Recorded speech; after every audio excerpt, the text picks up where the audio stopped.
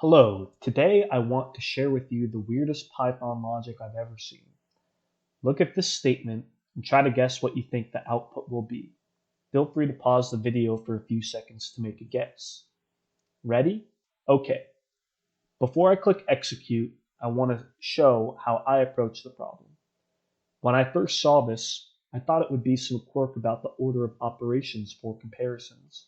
So at first, I tried looking at it like false equals false and false, which would be, true and false. So then I thought the output would be false.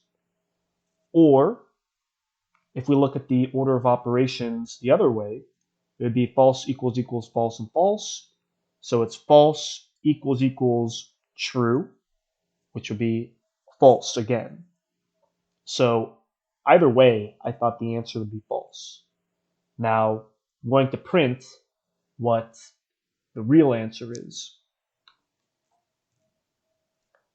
And the real answer is true. And this was so weird. How can it be? Well, the answer has to do with chaining comparison operators. In Python, you can chain comparisons. Like you could write x equals 3, and then you could do print, 1 is less than x is less than 4, and you would get true, right? So here I'm chaining the two comparison operators here. So what is really happening under the hood? Well, really under the hood, 1 less than x less than 4 is really being evaluated as 1 is less than x and x is less than 4, which would result in true. So what's the deal here with our original problem, which was false equals false and false?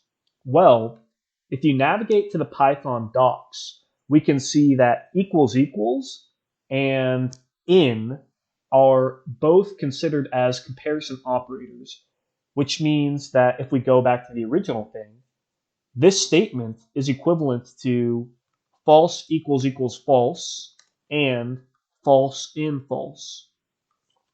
So you can see that obviously this is true and this is true. So it becomes true and true, which would result in true.